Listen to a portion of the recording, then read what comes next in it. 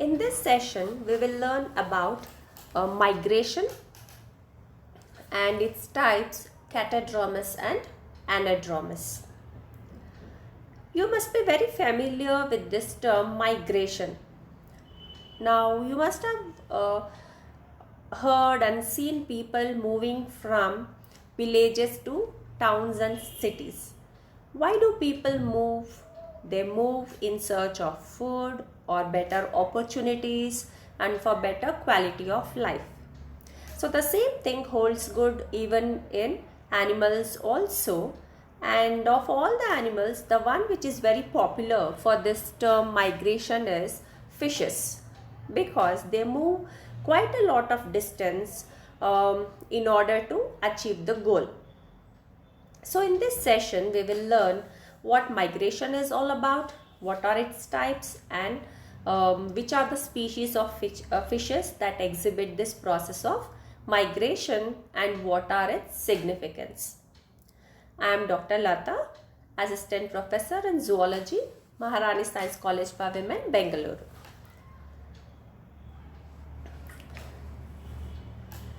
Now, as we said, migration, it involves large number of population, whether it could be animals or humans, from one place to another for the purpose of feeding, reproduction, or to escape from extreme weathers, either to escape to hotter temperature or to escape the cold winters. Now, migratory behavior of fish is of a regular phenomenon, and their journey is purposed mainly for feeding and reproduction. And nobody teaches these fishes as to how they have to move, which direction they have to follow, and because it is their innate animal behavior, because this comes by birth. By birth only they know like how to move and which direction to follow, and hence they have become very successful migratory organisms or species. Now we come across different types of fish migration based on their needs, like alimentary or feeding migration, when when the search for feeding ground, or it occurs when feed resources get exhausted, they are bound to move from that place to another in search of food. Gametic or spawning migration, this occurs during breeding season to find a suitable spawning ground. Climatic or seasonal migration, that is in order to find a suitable climatic condition, either to avoid extreme hot temperature or extreme cold. Osmoregulatory migration, this kind of movements occurs when the water and the electrolyte imbalance occurs. They try to manage the water and electrolyte balance by moving from sea to fresh water and vice versa, that is from fresh water to sea. Juvenile migration, that includes larval migration from spawning ground to the feeding habits of their parent. Like for example, the migratory movements that you see in lampreys, wherein the ammosid larva, when it is it is hatched in a fresh water, and then again it moves back to its parental feeding habits to a ocean. So there it goes, feeds for 3 to 4 years, and again move back to fresh water for the purpose of spawning, and they die. So these are some of the examples of migratory fishes. In our further slides, when we discuss about different types of migration, we will be calling out these names, so it helps you to have a look at these species. One is Anguilla, the eel, Anguilla rostrata, which is also an eel, Anguilla vulgaris, and Salmosola, and Hilsa. These are the major migratory fishes. Movement of fishes during migration, like different fishes exhibit different kinds of movement when they migrate. So let us understand few terms, what it means with respect to migration. When we say it is drifting movement, that means it's a passive movement of fish along with the water currents. Dispersal movement, it means it's a random locomotory movement of fish from uniform habitat to diverse directions. That is, they start from one point and they disperse to different directions. Hence they disperse. So the name dispersal movement. Swimming movement, they are oriented movement of fish either towards or away from the source of stimulus. Denatant and contranatant movements. This is nothing but an active swimming movement. When we say denatant movement, it means swimming with the water current, while contranatant movement means swimming against the water current. Okay, denatant means swimming with the water current, along the water current.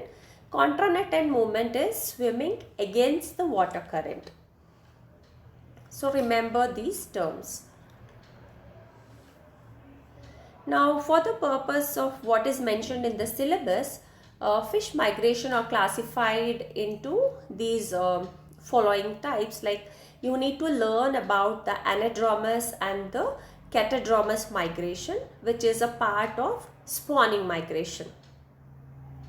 So here spawning migration can be divided into three types: the diadromous, the potamodromous and oceanodromous migration. Now, diadromous migration includes anadromous and catadromous. Here for anadromous there is a typographical error. It should be ANA. Okay, just make a note of it. It should be anadromous and catadromous. So, anadromous migration is from seawater to freshwater, when fishes move from ocean to freshwater. Catadromous is from freshwater to seawater, the reverse of it. Whereas potamodromous migration is from freshwater habitat to another freshwater habitat. They remain in freshwater but they move from one place to the other. Whereas oceanodromous migration is from seawater to seawater only, like the fishes move from one region to the other within the ocean. So in diadromous you have anadromous and catadromous, and in the syllabus it is mentioned only to learn about these two. So we'll take an example and we will learn how this migration and what are the changes that takes place during the course of migration. Diadromous migration, as we learned, it's the migration of fish between sea and fresh water. Changes in habitat may cause osmotic imbalance because they move from sea to fresh, that is from saline water to fresh water, and some regularly migrate to have perfect osmotic balance, and which is a key characteristic of a true migratory fish. So this kind of movement between sea and fresh water is of two types. One is anadromous migration and the other one is catadromous migration. We will learn one by one in detail. In anadromous migration, it is a migration of marine fishes from sea to fresh water for the purpose of spawning. Here, fishes spend most of their life living and feeding in sea, and they only migrate during breeding season to the river for the purpose of spawning. Such kind of migrations are called anadromous migration. Example for such kind of anadromous migration are salmon, hilsa and lamprey.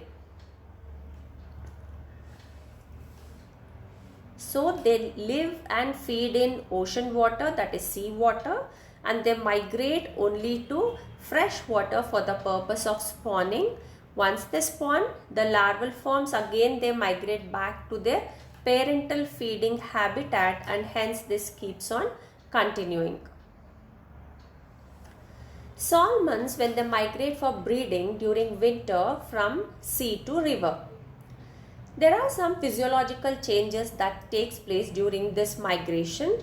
That mainly includes they stop feeding when they are on the way to the freshwater habitats, and they also result in a change in color from silver to dull reddish brown in color, and then in the meantime the maturation of gonads takes place, and hence they get prepared for spawning.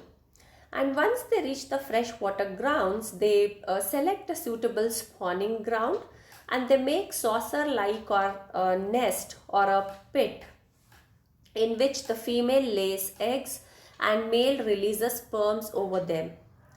Now the juvenile larva, when it hatches out, it is known as alevins, and this alevins transform into par and metamorphose into an adult when they return to sea.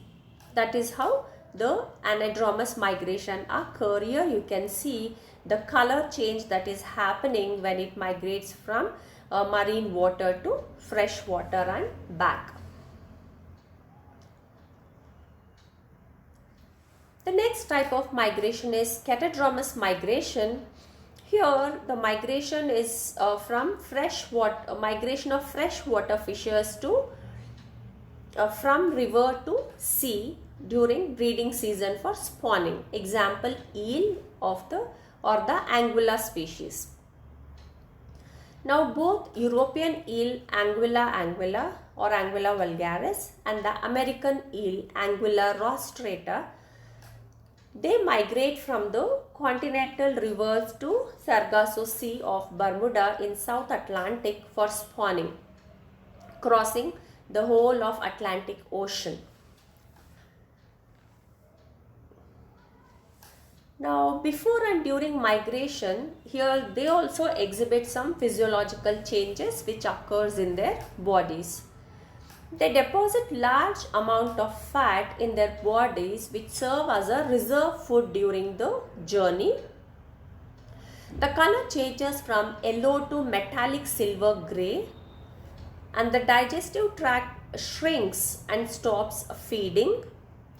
Eyes get enlarged and the vision becomes sharpened. Other sensory organs also will become too sensitive. And the skin serves as a respiratory organ. Gonads get matured and enlarged. They lay eggs in suitable spawning ground and are fertilized by males. After spawning, they die. The adults, whichever has spawned, once they release the gametes, they die. Maybe because they don't feed for a longer duration as long as they migrate, and once the gonads mature, they may lose all their energy in releasing the gametes and hence they die. The larva hatches out and develop into young eel and finally return to river. So such kind of migration is called as catadromous migration. Now, if you ask me what is the significance of such migration, mainly it helps, in search of food, and it results. So the main significance of migration is to find a suitable feeding and the spawning ground, for protection from predators, survive from extreme climatic conditions. It increases genetic diversity, and it is an adaptational character for survival and existence. Just because they move from one region to other, they equip themselves to protect from their predators. They aim at finding suitable feeding ground and spawning ground, and also they can escape from the extreme weather condition. Above all, it helps in, it increases the genetic diversity of these species, and thus migration is very important phenomenon. I hope you have understood this concept of migration and the difference between anadromous and catadromous migration. The main thing here you should remember is the definitions and what are the physiological changes that occur in these migrating fishes.